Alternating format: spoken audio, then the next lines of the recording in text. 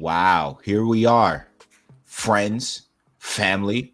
Y'all know what time it is. Welcome to another episode of the OSNA podcast, brought to you by SSAW. You know the usuals in the building, okay? We got my brother. There it is. I messed up my direction, my brother. To this direction. Oh wait, okay. There it my yeah, right there. My partner in all kinds of 419, not crime, just 419. Hey, we don't be letting people know about that, sir. Oh, my bad. Zip it. Abraham. How now? Oluwadamilola Babalawal is here. We thank God. Good. We thank God. Down in the corner, we have got it right. And himself. Ooh, I gotta think. Wait, I'll figure. What kind of light special you got over there, bro? Bye. What's up, yo? What's up, Watson? Good to see you, brother. I know, man. I know a 2-week absence, but it's finally good to come back, man. So it's all good, man. We can't wait to hear what you've cooked up in your genius pot for us. Over yonder, you skip past my brother. We have our producer and our friend, my Stephen A. Smith voice, my friend Cecil. Okay, you already know who it is. I'm just here, And today, I'll pop in. You've seen it advertised, and it's live in living color right below me. Our special guest for today, Jeff J. Now, before he says a couple words, I'm just gonna throw out some things that people should know about you, and you can fill in the blanks if I miss anything. Host of his own podcast, Pass the Message show. Okay, we respect it, we love it. Video producer for Bleacher Report. Okay, entertainment correspondent. All right, my man is a man. His Twitter is lit, by the way. His Twitter is litty. Okay, we can add the TY at the end of it. Okay, it's lit. It's on a WWE pay-per-view. That's it. But Jeff, hey, wait! Don't miss out on the new facts. Yeah. So and some facts, some newly discovered facts. Some fun facts about our special guest here. So first of all, favorite character, comic book character is Spider-Man. There's 3 choices. You can go with the original Peter Parker, you can go with Miles Morales, or you can go with Spidey Pig. There it is. But I wrote Miles Morales just for the culture, Oh yeah, of course. He's from Brooklyn. I won't hold that against him. Hey. BK. Where'd Jabari at? Where you at? Jabari having it. His favorite comic book villain was a toss-up between 2 really good characters, Magneto and Dr. Doom. Can't go wrong with either. Can't do it. He went with Magneto. Again, if you know why, you know why. It's pretty self-explanatory if you know the history. And then favorite comic book storyline, which is a question I feel like people should be asked, was Kraven's Last Hunt. Now, if you know what that means, that's a Black Panther storyline. Is that from the 90s run, or is that no? That's actually that's a Spider-Man storyline. That's when he crossed over. Spider-Man storyline. Okay. So he basically, that was like his whole goal was like conquering, and he thought that he killed Spider-Man and that was it, but turns out it wasn't, and it was like phenomenal story. Something that I'll always remember. So overall, you're just a big Spidey fan. I mean, I would say I'm a Batman fan also, but I don't want I can't handle the slander because y'all been giving it to Batman for a minute. But I have a lot of favorite characters, but he's the greatest ever. So Jeff, I won't hold you. I'm a Superman fan. Now that being said,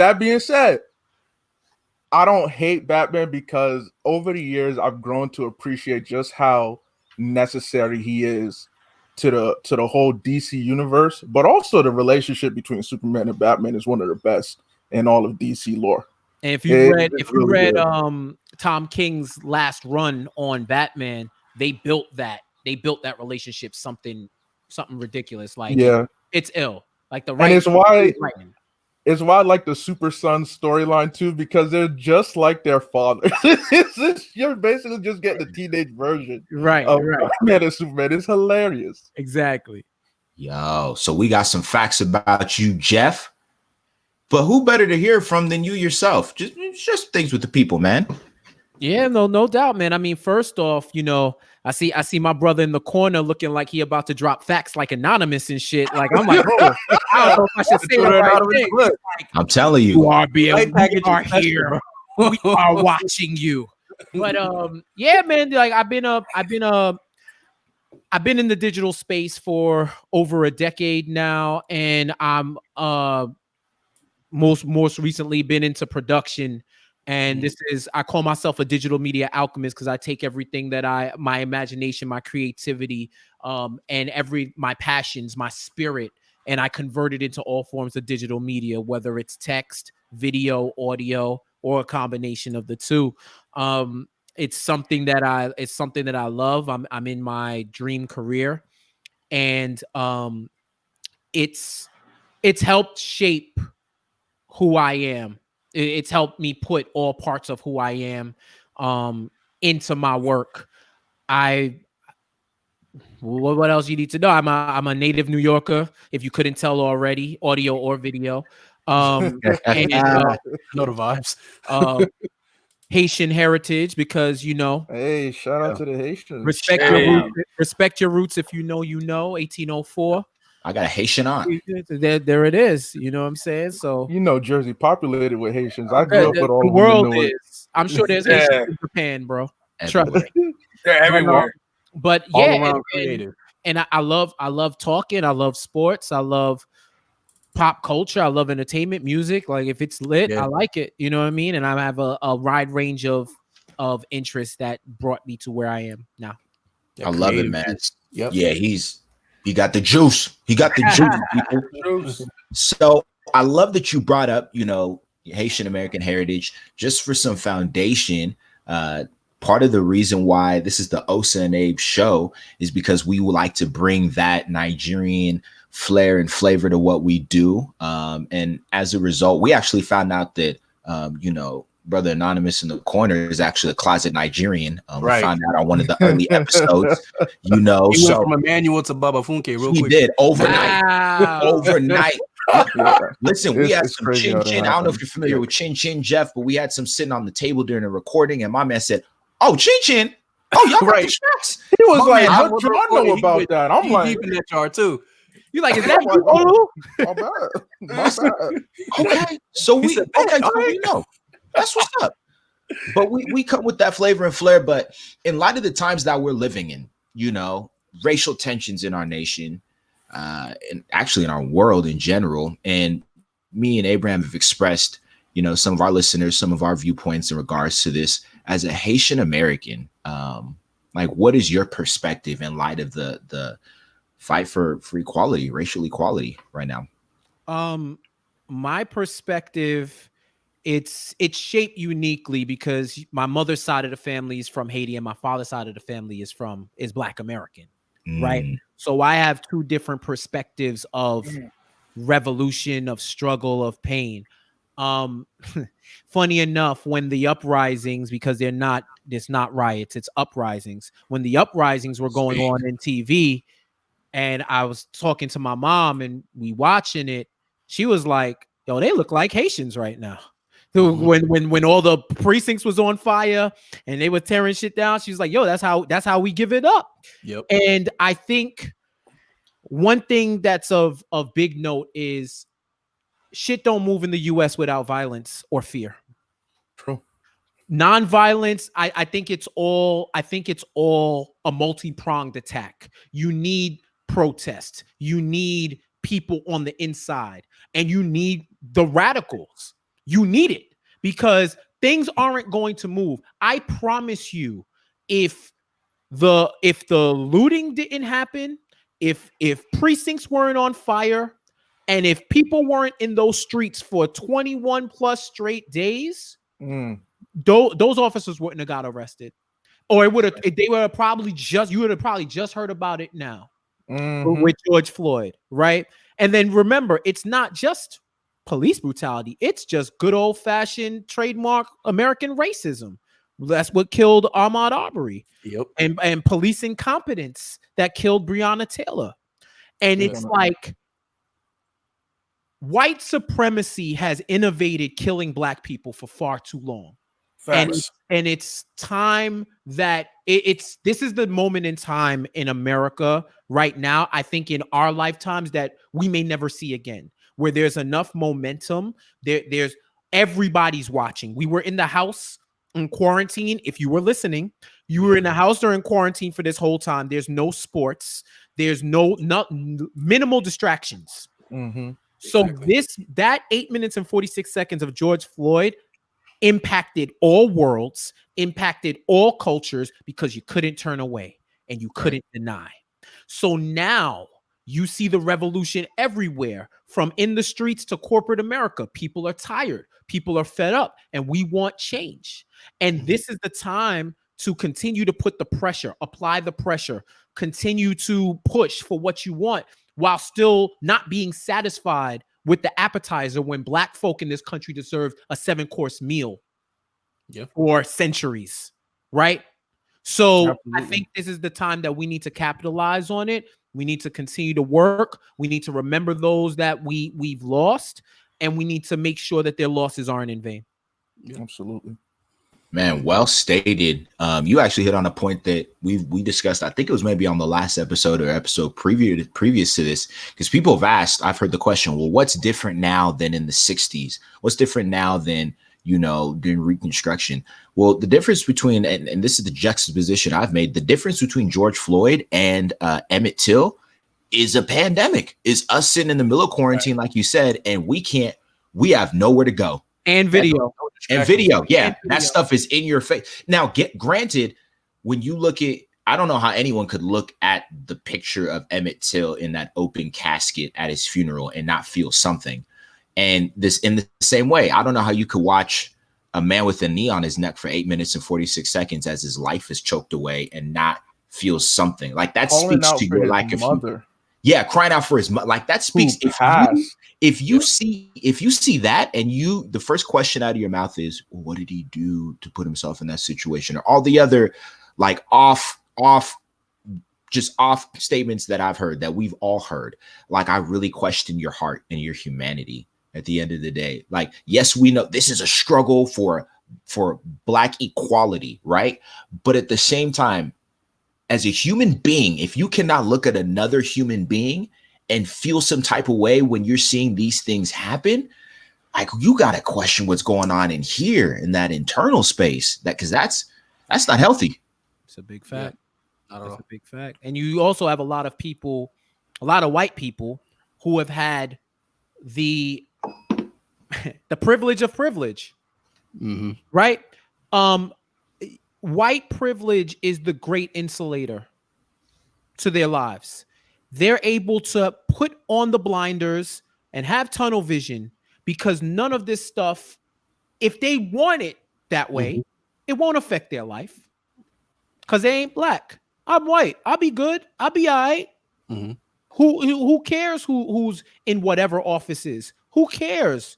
The only reason why I may have to care is because I work with y'all motherfuckers. So I don't want to look at that part. Speak on it, though. That part. Oh, I care. I gotta act like it for the sake of my job. But how much do y'all really care? I had put out a video weeks ago about for white people, how to engage with your black coworkers, because for those that care, first off, if you have a genuine heart and you genuinely wanted to see change, you have to alleviate the burden off of black folk to do the work that you're supposed to do. Because we know you cannot fathom what we're going through. We know you want to know how to change. Last time I checked, Google is free 99. YouTube, Twitter is still free. There's a lot of resources you can use. There's a whole lot of books, because that was the thing. And I'm not going to go in, like, I'm not going to go on a big tangent, but that was the thing that really pissed me off, that people didn't know where to start. But yet when this pandemic happened, everybody was laserizing koofies. Everybody was laserizing koofies, and everybody knew. Everybody was a doctor. Everybody knew about pathology. And transmissions. and origins, and the fact that coronavirus is a virus that is common, but they're designated by years. Even the fact that epidemics and outbreaks happen every year. People knew this shit. Right. People knew this shit. You know why? Because they cared to research, because it affected their lives. So when Black people care enough for you to research, affect your life, and actually give a damn, then maybe we'll be at level 2. All right. 2 heavyweight. And just piggybacking off that, because it makes you think. One of the biggest reasons for so much attention is that this social media era that we live in, where everything can be recorded, everything can be taught, so much information can be shared. So as someone active on social media, for you, what have you been able to perceive in terms of how people conduct themselves? Because you have some people who are doing it for clout, as you've seen with the various posts exposing people who are like, hey, let me just take a picture of me over here, just pretending like I'm doing something. You have that. You have those that are advertising what they're doing to be like, yo, I am doing something about it. Sometimes we see them as like, low-key, you're doing a little too much. We're glad that you're doing something, but you don't need to do that much. And then you have those who are like, yo, I don't need to advertise the good works. Like, if I'm doing something for my community, I'm going to do it. I don't need to constantly advertise. So we have different viewpoints. For you, how do you view that, and how do you yourself navigate that? So how do I view it? I view it the same way I view everyday life. It's a statistical breakdown, right? It's like you'll have the percentile, the common percentile that's there to do the work, that's there to affect change. You'll always have clout chasers. I mean, politics should show you that. You'll always have the clout chasers. You'll always have the people who want to promote what they're doing. And then you have the people who anonymously donate. They're behind the shadows. I say, however, official statement, people. Right. I say, however you roll, and if your intentions are pure, you do it. I think that one of the biggest things about social media is the amplification of the movements going on in the ground. People on the front lines protesting, the grassroots movements that are actually trying to affect change, those more radical movements that are trying to affect change in ways that may be uncomfortable for most. Yeah. These are the people, these are the voices that need to be amplified, and social media is one way to do that. What I would caution people about is thinking that it ends on social media. That's good. It's like, remember, if you watch the Matrix trilogy, shit didn't really shake until they unplugged. Yeah. And went out into whatever that real world was, and they had to affect change outside and inside the Matrix in order to get free. So the same way as how they had to do that, we have to affect it in real life and in social. I've always said the people who are successful in life are those who are just at or better in real life than they are in social. Because some people, you meet them, you see their tweets, they look like the most extroverted, gregarious, outgoing people that they are. Then you see them in real life, and they're in a corner huddled on their phone trying to get these tweets off because they don't know how to talk to people in real life. And you don't got to be an extrovert to do that, but they just don't have common people skills. You know what I'm saying? So that's what I would say. As far as myself and how I navigate it, I've been on social media since media was social. You know what I'm saying? Did you have a Black Planet? Did you have a Black Planet? What? Come on, bro. What was your AIM name? What was your AIM name? College chat was I can't put my AIM name. I still use it in some places. My brother over here is watching, so I can't. My AIM. You know what I'm saying? I would say I just move because I know my movements are authentic, and you can't tie your successes and the way you feel in life to how other people think, because you'll always be disappointed. So I move how I know I move. I've said for myself, I know I cannot be on the front lines right now every day protesting. You know what I'm saying? For a variety of reasons. I still fear COVID. I'm around my family with some of who are high risk. You know what I'm saying? So I personally have to make a business decision with that. What I can do is amplify the voices, use my platform. That's probably been the most intentional thing that's changed about me is I've always used my platform, but it's like I wake up every day thinking I'm going to have to tweet something or say something or share something that amplifies a voice that needs to be amplified. And then outside of the app, I'm donating to everybody. I'm supporting Black businesses. I'm joining so many groups and coalitions trying to affect change from different areas because I know I have a certain set of skills that can benefit. And that's how I give back. So we gonna get all these jokes off. But we're gonna show both sides. My yang is social justice and Black empowerment, and my yin is don't leave me. Don't rush. You said something crucial in there in all of this, and I think it's an important message that people need to get because. Problem with some of us is, some Black folks have been pressuring people into doing stuff like, hey, you need to speak up. You need to speak up. You need to speak up. Well, if someone hasn't spoken up by now, maybe they just don't care, or maybe they've been doing stuff that you don't see behind closed doors. So what I tell people is we don't all have to do the same thing, but we all have to do something. So find what your something looks like. Don't be bullied into it because it's not going to last. Like you'll just do some performative allyship or justice on social media, but in real life, you're not doing anything. And so we're just going to be back at square one, throwing out hashtags again. But I don't think this is the case. I think this thing is going to stick with what we have going forward. Well, it's on us to hold each other accountable. That's it. Just like it's like a basketball game, unless you're certain people. LeBron in the last 4 or 5 finals, right? You're not expected to play the whole game every game, right? You can take your breath. You can sit on the bench. You can sit on the sideline. This shit is exhausting, bro. I've had more conversations in the last month about race than I've ever had in my life. And yes, my spirit is weak. My spirit is weakened at times. My spirit isn't weak. My spirit is weakened at times because it's like vampiric in the way that the energy is sucked out of me because I just want this shit to fucking change, yo.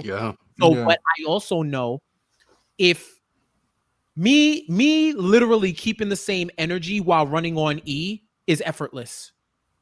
Like it's pointless. Like when I'm drained, what happens to a battery that's drained? If you've been on the side of the road, you're gonna have to call AAA. And if you don't got AAA, you better have some good jumper cables. Don't be that ain't stopping for Black people when you need a jump. You feel me? So my jump is detaching from social media, immersing myself in things that I love.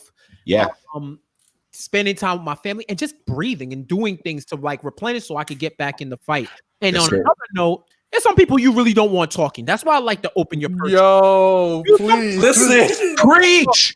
Just open your purse, man. Donate. Can you say that again one more time? Say that again. Say that again for the people. Some of these people you do not want speaking because they don't quiet. Know how to speak on it. And to be completely frank, social media isn't at the place that it is where people can just say whatever and people will accept it as good intentioned. Right. So like for example, Twitter ain't the chat room it used to be. No. So some of these celebs and entertainers and athletes that you clamor to speak out, some of them you really don't probably both of them. You don't want them speaking for you, fam. Just let them donate where they can and empower those who know what they're saying and have more knowledge and have done the work. Let them talk. And we don't need famous people to lead us anyway. Come on. So Chappelle said it. The movement can move without notable people in the front of it. They can support, but we should not be looking to them as every time. You know what I'm saying? Like in the 50s, in the 60s, and the 70s, those movements started because everybody had their own way to do it, and you multi-prong attack. You can affect change. My man, shout out to Riley. So Riley, shout out to Riley. Said Michael Porter. Michael Porter. I just thought of Michael Porter Jr. Dudes. We don't need to hear from them. Speaking of Michael Porter, though, and speaking of because you mentioned the league and taking breaks, for your mental health and for your soul. I hope people are taking notes. Take some breaks, please do, and encourage your friends to take breaks. Keep them accountable to them things too. Yeah. Who you pointing at? You pointing at the wall over there? Like I don't know what I'm pointing at. Audience over there? All right, I don't know. Someone's getting on my end. But Jeff, we got to ask this because we've had this ongoing debate off camera, offline, on camera. You know, SSAW has online. SSAW has a family of podcasts going on with various sports and all that. Do you feel that in light of everything going on, we've put some pauses on some sports leagues? NBA, they're saying end of July is going to get started. MLB, man, forget Rob. MLB is about to is confirmed the 60-game season, right? WNBA is going to have a tournament. Like leagues are coming back, right? Do you feel like athletes who are talking about, listen, I think I'm just going to sit out, focus on my mental health, you know, focus on affecting change for the remainder of what this year looks like, and we can revisit the next season or whatever. Do you feel like athletes like that are selfish? No. Yeah. No, I don't think they're selfish. If selfish means I care about my family and my health over a game, then fuck it. I'll be selfish. I'll be any-ish. Because every Bradley and Trevor Ariza taking their I am the ish. What you talking about? Remember, nobody's forcing anybody to hoop. Adam Silver said it. Nobody's forcing them to hoop. Right.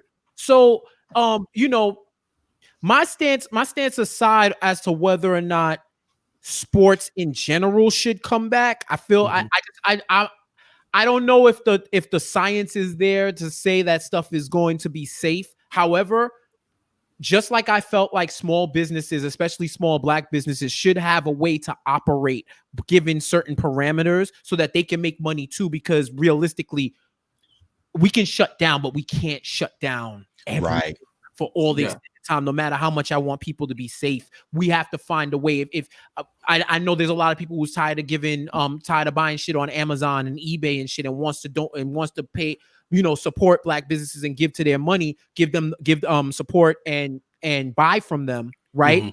And other small businesses too. I think that they definitely have the right for their business to create a safe environment where people are going to play. And a lot of those players do want to play. But yo, it's not even just for family. Look at the Maya Moores of the world. Talk about it. All the WNBA players who are sitting out because of injustice and want to actually do the work. And I'll even say they've led the way in that. Imagine if LeBron sat out and was like, yo, I'm not playing, right? Like I'm not playing or whatever. Sorry, y'all. No, you good. I'm not playing. I'm not playing because I'm gonna concentrate on social injustice. When you got people like Natasha Cloud and all of them doing the same and doing the same thing, like yo, man, nah, it ain't selfish at all. How effective? I just want to piggyback on that question. How effective though is LeBron's stance? Because he reportedly have said, "Hey, we can do both. We can play, and we could still make change and stuff like that." Versus Lou Williams, who I think he's still 50-50. He hasn't said yes or no yet. He's still like, "Well, it's 50-50, and I don't know." So, sweet Lou, how big of that stance are you confident in when LeBron is saying, "Hey, we could do both"? How do you feel about the both factor as far as playing and still making an impact while you're in Orlando? Because we have, I think, Houston's down there already, Toronto's down there already, so it's still a lot. Yeah, I think LeBron is right that the players can do both. I don't have that same faith in America. Yeah, that part. Do you understand? We all have been clamoring and been starved of entertainment outside of a few releases on streaming services, right? And then God bless NBA The Last Dance. You know what I'm saying? Thank you, Issa, for Insecure. We needed to argue about something for 10 weeks, right? right. 30-minute episode. We needed healthy arguing time for 10 weeks, right? But do I have faith that America can do both? I know a lot of media have been waiting to write. Yo, I ain't gonna front. just the same way that a weatherman is hyped when a hurricane is coming, because it's like, oh, this is why I joined business. When the protests and the uprisings and all of that happened, I know the newscasters were like, this is fucked up, but I do not want to talk about coronavirus no more. Yeah. Like every day is some new shit about coronavirus. So our attention is going to be shifted towards enjoying sports. Yeah. And immersing ourselves. We use sports as an escape anyway. People are going to escape. Now, are you telling me that these same white Americans whose focus has been locked in to everything going on are not all of a sudden going to tune out and watch all these sports going on?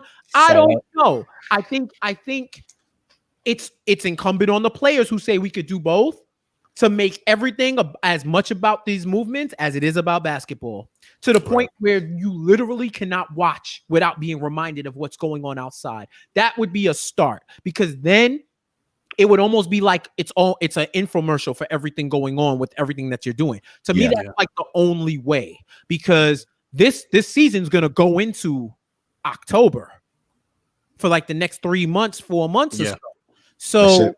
So yeah, short off season and everything. Right. Yeah. So I think the players can do it.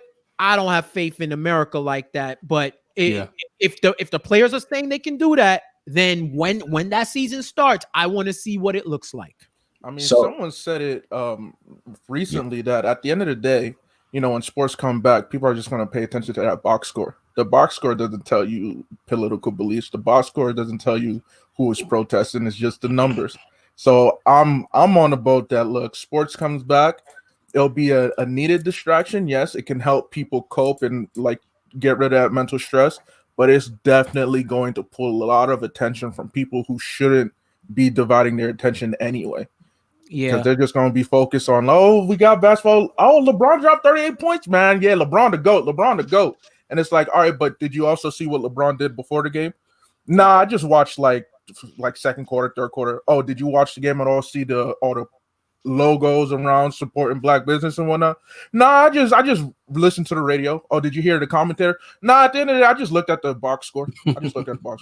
But I say this though, if the most popular sport on the planet, soccer, can do, and shout out to European football clubs and leagues for really going all in on this. European, football, they have been known to have some daggone racist fans. Okay, their supporters are no bueno. And I host the Reformed Hooligans podcast with Brian and a couple other guys on here.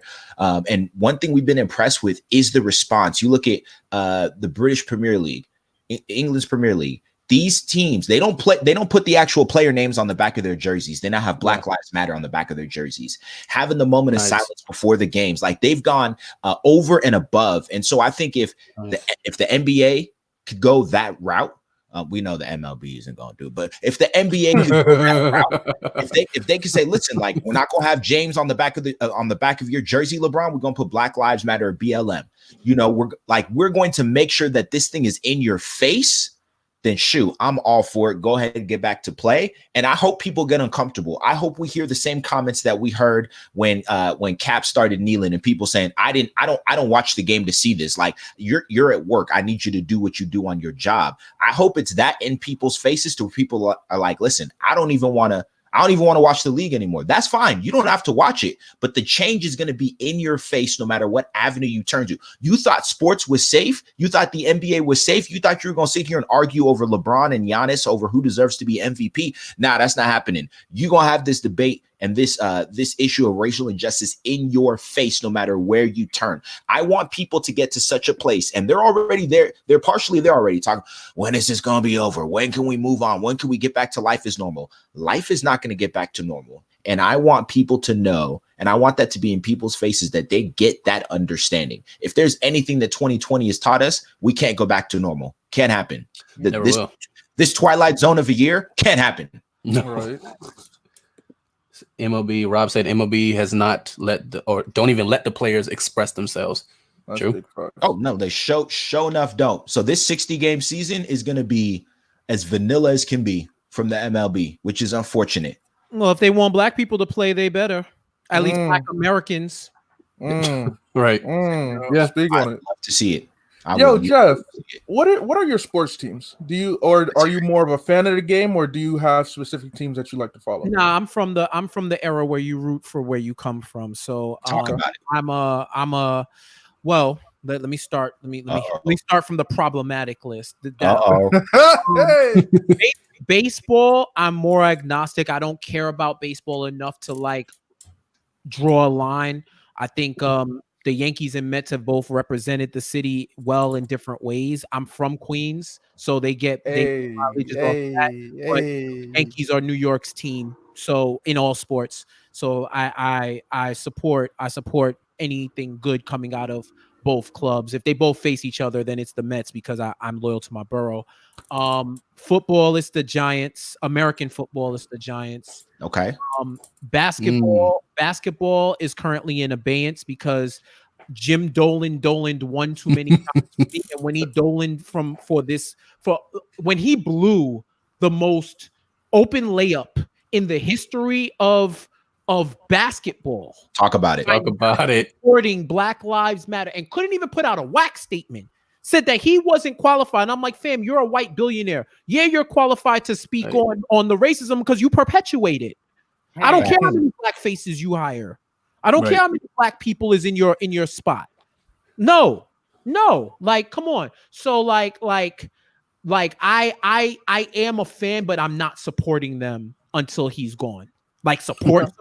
I cannot support them until he's gone. Yeah. And in soccer, I don't know how you root for anyone else other than Chelsea. Man, get out of here. Get out. I'm done. I'm leaving. No. I'm leaving. I do it. Waste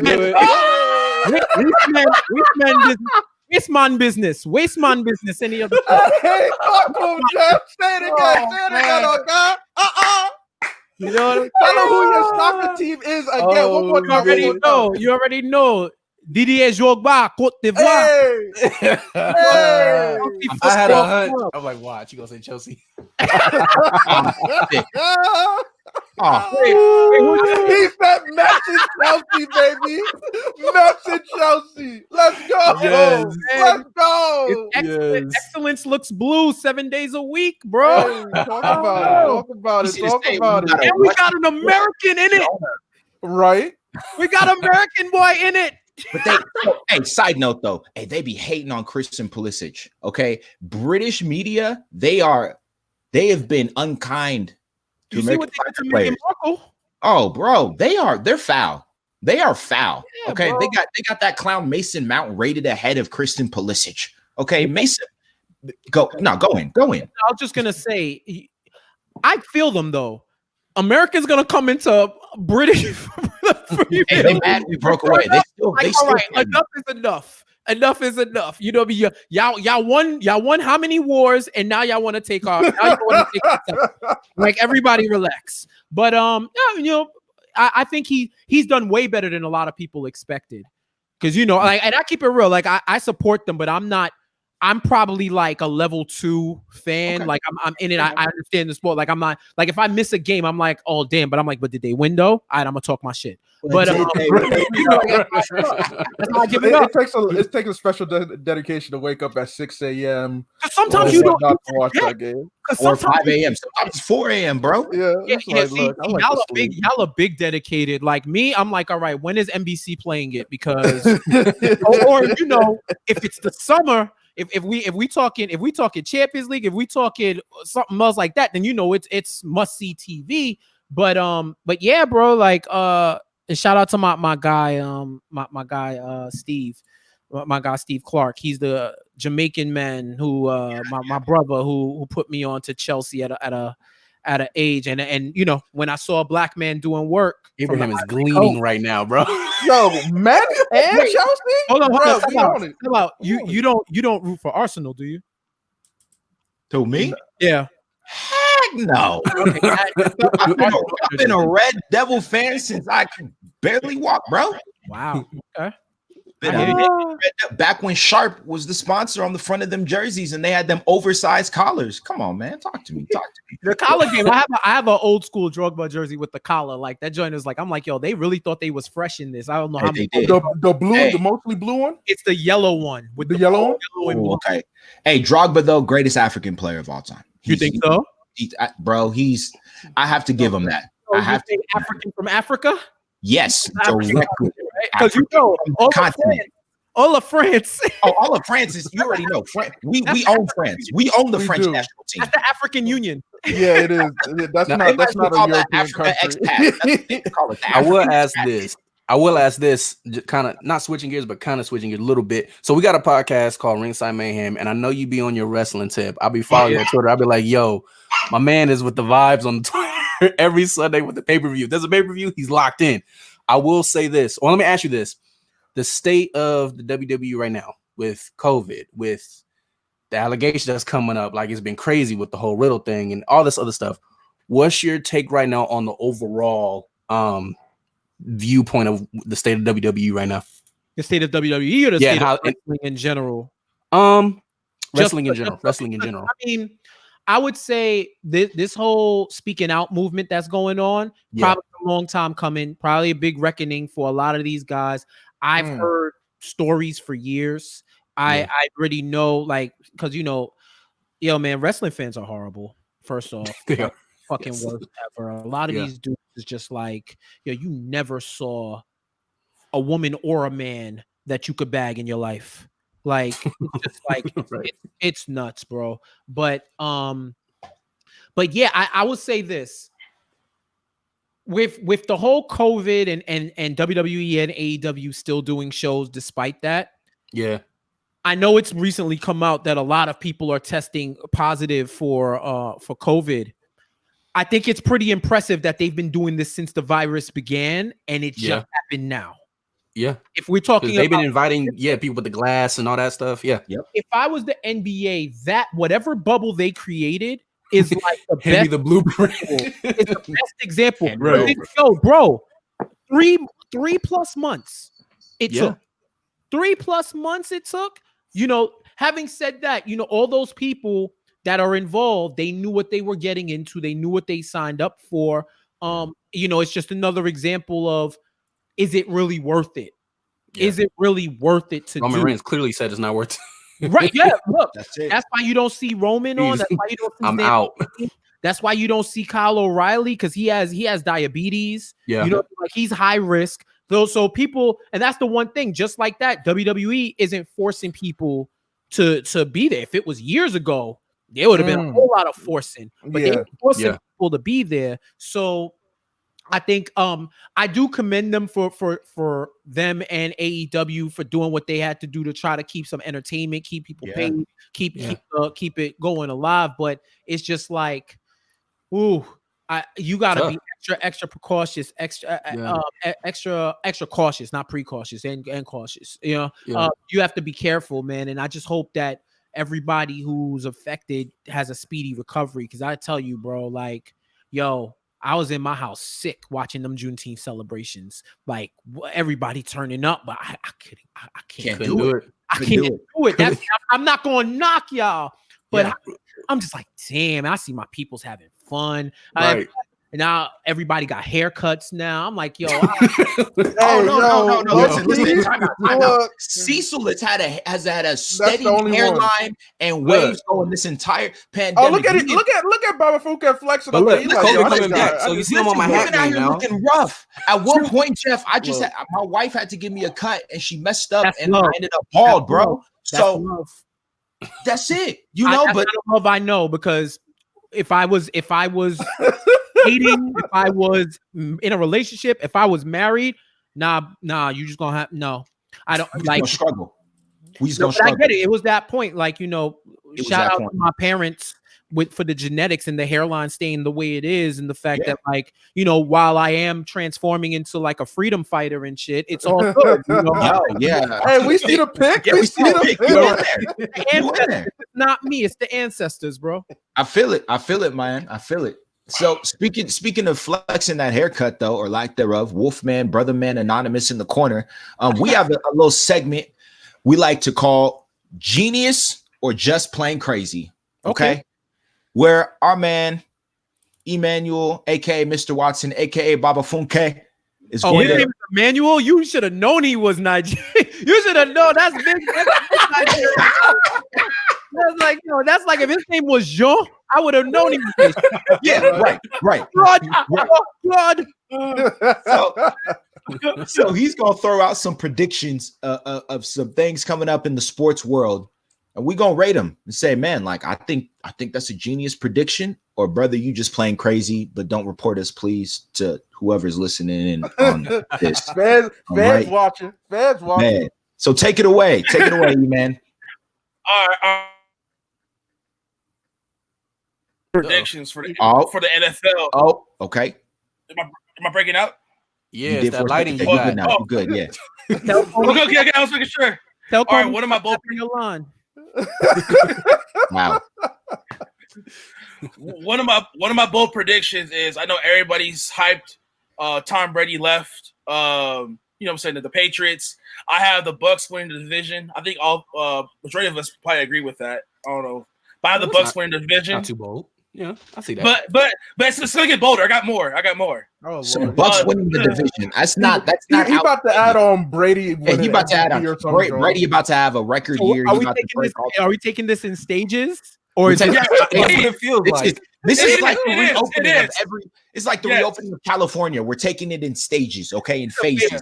Well, phase one of that, you're not crazy. Yeah. I mean, I bet on Brady. I'd bet on Brady. I bet on Giselle. All right. Since Brady's out of the division, everybody's talking about the Buffalo Bills winning the division, which I disagree. Look at him. Look at his face. Look at his face. What? I'm ready. Go ahead. I got the Miami Dolphins winning the division. Tua, yes. Tua, I knew this was going to happen. Tua will have his RG3 moment, and then in the playoffs, it's going to collapse. Do we want an RG3 moment for Tua? Like, wait, hold on. First of all, I almost shed tears because I thought about what's happened to RG3. What makes Miami better than the current Bills team? You got to look at the offseason moves they made. You got to look at the way how they drafted. Devontae Parker had a breakout year. Preston Williams tore his ACL week 9 of last season. He should be close to being fully healthy when the season starts, and he could be another guy who could emerge. They still got and you expect 10 wins from them? They need at least 10. They could get 10, but I'm gonna say more like 9 and 7. I think everybody's gonna knock each other out. Daniel said, when are we starting? Didn't the Bills put up 10 plus? Okay. Having hold on. Before we shoot this man down, I want to hear what y'all. What are y'all rating this? Are y'all rating this genius or just plain? I ain't calling this genius at all. It's crazy. Daniel Lopez, he needs to be drug tested. Drug test.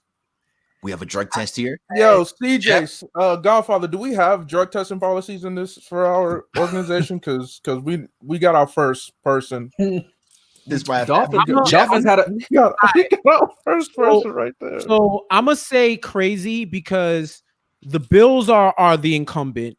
Okay. You still have to slay Bill Belichick. Right. I saw him take us 5 and fucking who was the quarterback? Matt Castleberger. Us 5 on this call and Matt Castle to 11-5. I seen it, bro. So they still missed the playoffs. And just by tiebreakers, right? By tiebreakers, and yo, I might have rolled with you if you said the Jets just to see chaos, but I feel like the Dolphins have a lot of uphill climbing to do, and I'm a development. I question the development. You're not violent, but you're crazy. For the sake of the movement, I would love to see the Dolphins do it for the sake of Brian Flores. but I just don't trust Tua. Tua has never played a healthy season since high school. That's a lot of football to play and not have a full healthy season. I know, Jeff, it's a crazy stat, but Tua has not had a healthy season of football since high school. That's insane. So the year he won the Heisman, he wasn't healthy. He was hurt. Yeah, he was hurt. So even though he was sitting out fourth quarter and second half and won the game for them in the championship, he was hurt that year. Hurts, yeah. Well, he came in to replace her, so he didn't start. So he never even played a full season. He hasn't played a full season as a starter and remained healthy since high school. From what I know, I think he's always had lower body injuries. Lower body injuries, always lower body, ankles, all of that. And I love Tua. I really hope the dude does it, but that number right there, that's crazy. That is a crazy. I didn't know that. Yeah. But see, this is the problem with the Jets. Adam Gase has lost the locker room. That's first. That's true. Wait, did he ever have the locker room? Oh no. Yeah, you can make that argument. You can actually make that argument. Number 2, Jamal Adams, he could be gone. He could, but he is. He could. He's saying that Gase is a significant factor in his decision of wanting to leave. Hey, facts. And number 2, the Bills have a tougher schedule than what people think. And not only that, Josh Allen has never had 300 passing yards in a game. His numbers were inflated in terms of running the football. He was second in the league in rushing touchdowns behind who? Lamar Jackson, which is obvious. But a lot of those touchdowns were inside the 5-yard line. As long as he don't throw like he did against the Texans, I'm cool. But Josh Allen is at an elevated injury risk this season, and he has one of the toughest schedules in the league. But I do like that Bills defense still to keep him in it though. Okay, so what's your next stick? I gotta hear what the next stage is. What's the next bowl prediction? C4G machine classified. I'm scared. Cecil, you might like this one. Carson, it's already trash. It's already trash. Carson, let me remove Abraham from the stream. Carson Wentz will be in the MVP conversation, and Miles Sanders will hold on. Miles Sanders will be in contention for leading the league in rushing. Listen. First of all, I believe Wentz over Miles Sanders. You couldn't even get it out clean. Drug test. Carson Wentz. Me and you played the same amount of. Fuck out of here, Carson Wentz. Out of here. I love it. Wentz. I love this energy. Yo, I love Miles Sanders. I believe Wentz too. I do love him. You know what? I won't even call you crazy for Miles Sanders. I won't even call you crazy. But the Wentz one makes the whole shit crazy. You just ruined it. I say both are crazy only because, and I'm an Eagles fan, so of course I'm gonna be like, oh yeah, Wentz MVP. But it's crazy just because the wide receiver, they missed out on so many opportunities in the draft for they could have drafted, I think it was Jefferson.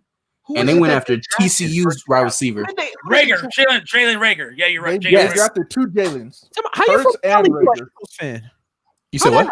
How you from Cali? You an Eagle fan? How'd that happen? No, I'm not an Eagle fan. I don't know how that happened. McNabb. But do you have a cupboard full of chunky soup?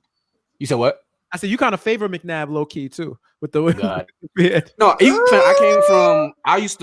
When I was an Eagles fan, I caught the tail end of like Randall Cunningham, seen film of him, and I'm like, yo, I like the way he ball. Hey, that's how I became a. I like the way he ball, and then I got caught up in the history of Reggie White and all of them. I'm like, okay, and then McNabb having like, oh, it's a wrap. A lot of good. They didn't win me nothing, but it's a wrap. A lot of good. That's my quarterback. Okay, what's the next stage? I gotta hear this. Next one. You've been crazy and needing drug testing so far, man. The first one was the only one, and that was phase one of that portion. That was pretty safe. That was phase 1. Lord have mercy. I gotta hear this. Getting a little. All right, next one. I have the Atlanta Braves winning the World Series against the Houston Astros. Look, dog. It's 60 games. We don't even care. So, like, that one just tossed it out. My answer is I.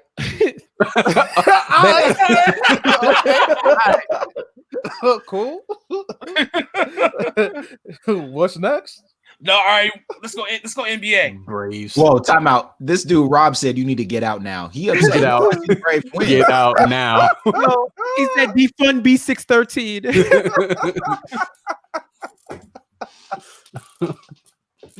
Oh God, what's the next one? I already know I'm gonna be upset. He said NBA. I'm about to be The Toronto Raptors will be in the NBA Finals. That's not crazy. That's not okay. crazy. You say NBA. Okay, never mind. That's not I take crazy. that back. I take that back. The first one that I'm like, yo, people will be. No. Hold on. Oh, I'm not even gonna no. argue with that because check it out. At the rate that teams and players are dropping like flies, I haven't heard. Listen. Have we heard anything about COVID in Canada? Listen, they got it under control. They come in ready. All right, but did anybody deny it? Did anybody say they're not playing in Milwaukee? Did Giannis all of a sudden decide to stay home? All I'm saying is anything could happen in a 7-game series. That's not crazy. It's not. Quote KG on the Celtics, bro. They quietly kept their championship pace from last year without Kawhi, but they just nobody cares. But they still showed some flaws, though. They showed how important. I'm not saying that they're flawless. What I'm saying is that's not a crazy take because I can see him in the ECF. We depending on Fred Vliet. I don't see him going back to the finals as if not over Boston, not over Miami, not over. I side with Brian. Crazy. Brian said I have more faith in Miami. I do have more faith in Miami. Listen. Miami is exactly what Jimmy Butler thought the Timberwolves were going to be until he realized that Karl Anthony Towns was softer than Charmin tissue. Okay, listen. Them boys over in Miami, they're bad. They're bad. And I want to see what they pick up in this. Today's day number 2 of the free agency. Yeah, the free agency window. It's day number 2. Yesterday was day we got until the 30th. If Miami may make a move, I'm interested to see. But okay, I'm not even mad at that take. I don't think it's crazy. I don't think you're crazy. I don't think you need to be drug tested. I think it might be genius. I think it might prove to be genius. I still disagree with it though. I just like their defensive versatility on that team. Okay. And I feel like they could defend Boston, and they could defend Philly and Miami. I feel like they're more of a one-trick pony team. They have Jimmy Butler, but they have a whole bunch of guys who can shoot. But like besides Jimmy, I'm just not feeling that. Time out. Listen, did you just disrespect Bam Adebayo? Thank you. How? Oh God. What?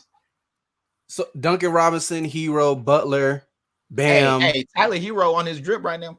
Listen, he on his drip right now, boy. That boy's have a conversation. It's worth a conversation.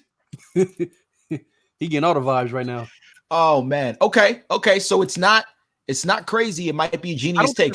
I don't agree with it, but it's not crazy. Okay. So we mostly don't agree, but it ain't crazy. Okay. Next. I want to know. No, hold on. Go back because he's talking about. He's making it seem like they can match up with Boston. Man, he saw already.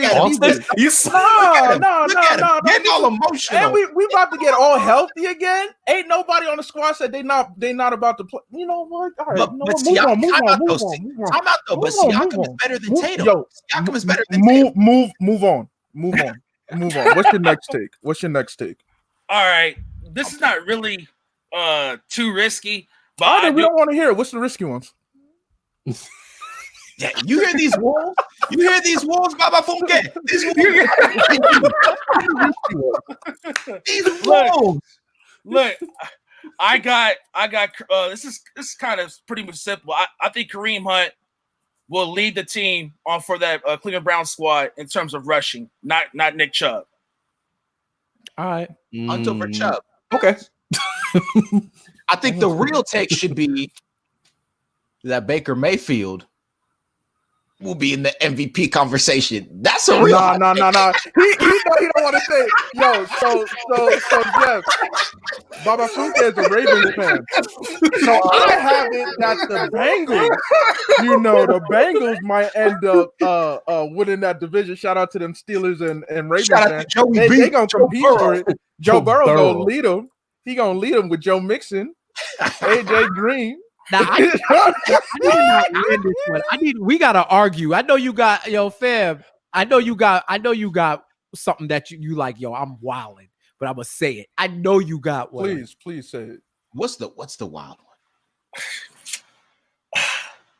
I mean, honestly, that's all I got so far. Like, that's all I got. I'll be honest. It might be some more, but that's so far. That's what I got. Okay. I like the segment, yo. This shit is funny. Okay. This shit is funny because my man said, "What? Carson Wentz MVP?" I almost threw it out my window. What? I said it'd be in the conversation. It would be healthier than Carson Wentz. No, I said out the window. Okay, look. I'll say this. I said Carson Wentz will be in the MVP conversation, but I do believe Russell Wilson will be MVP.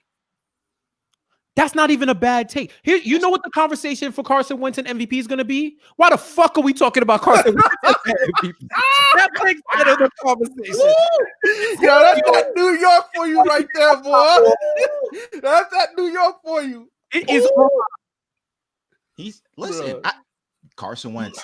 If Carson Wentz can stay healthy, and yes, and if the Eagles somehow find a way to get real wide receivers, maybe Jalen Hurts needs to be converted to a wide. Let me stop. I can't justify it. I can't justify this. I just can't justify Carson Wentz. I can't. I can maybe justify Baker Mayfield being an MVP conversation. No. Yo, how Cecil got kicked out the room?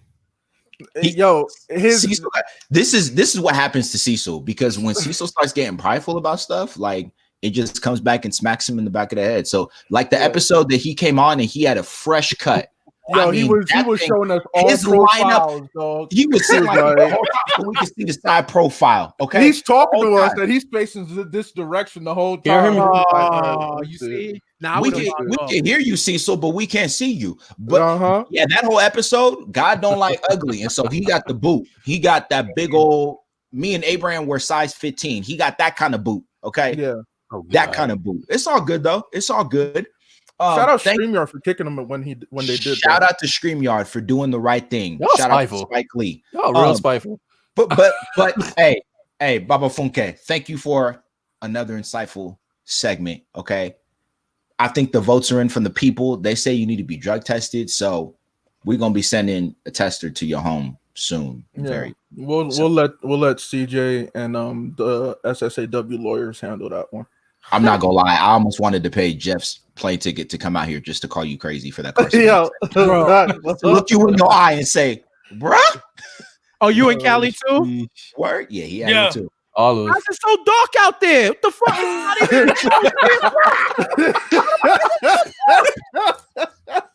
You taking a whole midday nap? Y'all finally got rain? Yo, what the fuck? Like, yo, bro. The sun is shining bright in New York today. How y'all don't got sun? That's the whole reason people move over there. No, it's sunny. Listen, not gonna lie. I moved out. I've been out in Cali for 3 years. You in Cali too? Yeah, I'm in Cali now. So did you say you from? Copy. Yeah. So like it's nice and sunny, but it's been crazily hot. And yo, I miss the snow, dog. Well, like I really 80s, do. 90s. What y'all been getting 90s? Honey, it's been a honey. You in the valley? Couple days. I'm in the IE. Inland Empire is dead square in the valley, man. We sit right in there. Shout out to that. I like the valley, but it gets wild. It gets too hot. Like Bernardino's the one right above Hollywood, right? Where? San Bernardino. That's where I'm in right now. Yeah, that's right where Hollywood, right? Yeah, that's where him and oh no, we're like that's what y'all are farther up. Y'all are farther up, but like, I like that valley, but it's just like, bro, I didn't know it got that serious like hot. I'm like, yeah, bro, I gotta go to like Manhattan Beach or some shit because we need to get you out here in Cali, man. I love like when shit is safe or whatever. You know, I'll fly back because New York tri-state ain't fucking with these states no more. You know what I mean? Man, shout out to the governors though. But y'all restricted us. Yeah, sweet. Cold world. World. They on top of it though. Yeah. So yo, did y'all peep Riley's comment? Hey, did y'all peep Riley, that's cold game. Riley said that right now Cecil has better lighting than Emmanuel. Wow. This is wow. We have the wolves that are a part of SSAW. Riley's one of the hosts for our Full Court Press Out basketball podcast. Yeah. How about has Emmanuel ever gave a Jollof take? Have you had Jollof? Have you had Jollof? What? Emmanuel? Jollof. Oh, No, he ain't have it. Yeah, Wait. he ain't. No, okay, he ain't have It's it. all good. It's all good. Listen, if you have a it chance, is have it. it's firmly confirmed and has been established here on this podcast that Nigerian jollof is the only jollof that matters. Supreme. Everything else, Okay. Everything else. Wait. Which one have you had? I be Which hearing one have you had? my Ghanaian brother Man, said, get that out of here. No, my friend. No, we cutting the out. show. My We friend, cutting the get show. out. We cutting the show. It's who was done. the other It's one? done. Was it Senegal? Senegal was trying to talk too, bro. I don't know. What? They don't even belong in the conversation. I didn't know you could talk from the bottom of a hefty bag. That's where they belong. Yo, you had me up until right now. Yeah, I was in your corner up until now. No, I didn't bro. say one way or another. I just said this is what the West African streets was saying. Which one is your favorite? I've only had Nigerian, so That's all you need to have. That's it. And it's blissful, right? You never complained about it, right? It was fire. Oh, man. You see, it's the best one. Hey, People don't complain about Nigerian you know what jollof. sounds great right now, Abe. A hot plate of jollof. Yo, look, when you come out to California, on the side, when we do a live show, we'll have a whole spread for you. We'll have a whole spread for you. with some Yo, you ain't gotta say a word, bro. You ain't gotta say a just let us word. know. I'm in there. We'll make it happen. All right, y'all. Though this was good, Jeff.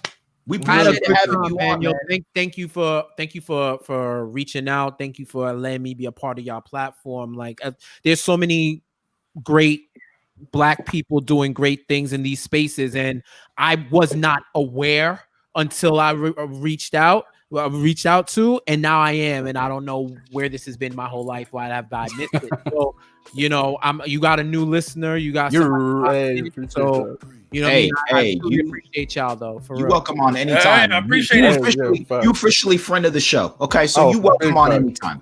The first friend of the show, yeah. You get the flex up. You get the flex up. Yes, sir. Jeff J, first friend of the Osa and Abe show. And if the people want to get in contact with you, follow you, all that stuff, what's your info? Jeff J says at Jeff J says on all social media. I'm on Twitter. I'm on Instagram. I'm also at Pass the Message. It's a new endeavor that I've started with the goal of sharing transferable skills and relatable stories between people, because you know, you may not think you have something in common with a rocket scientist or a Ghanaian jollof cook, but we can find the common threads, and it can elevate us, you know, because if you're not giving back to the community, you're giving up on it. So yeah, I peeped some of the posts on your Instagram about that, and I love just how versatile your topics are. Yep. Like, you're really hitting topics that most people don't even have the space to really discuss. And for you to be able to, like, yo, I have this platform that I'm using, and we'll talk about anything and everything. Yeah, I really rock with that. It's needed more than ever. So, you know, a lot of the stuff I create is for entertainment purposes, and this is like my way of bringing the balance. And it's just something that I've always been passionate about. Like, how even before all this shit happened in this year, how can I use my platform to uplift my people and to do something good? So and I do think like platforms like yours, bringing a smile to people's faces, bringing topics that we all talk about and we may not be able to talk about in person with, and just building in that way. It's all needed, man. It's all needed. So y'all keep going, yo. Y'all keep going. Don't fucking stop. Man, respect. Appreciate it. Hey, everybody, do me a favor. Go follow Jeff right now. Go follow him right now. I don't care what platform. Do it right now, okay? And then tell your friends and your friends' friends and your auntie and them and baby mama, all them. Tell them to follow, okay? Because, man, he's doing it. We appreciate you. This concludes, though, folks, another episode of the Osa and Abe Show. There will be drug testing at the end of this show for a man to be named later. Y'all know the deal. We appreciate y'all. Appreciate all our listeners. If you're listening at a later date, thank you for tuning in. We appreciate the love. Leave a review, all those good things. But as is our tradition on the tail end of things, okay? It's one thing y'all need to know, all right? One thing, 2 words, get it in your brain. Oh, more Niger.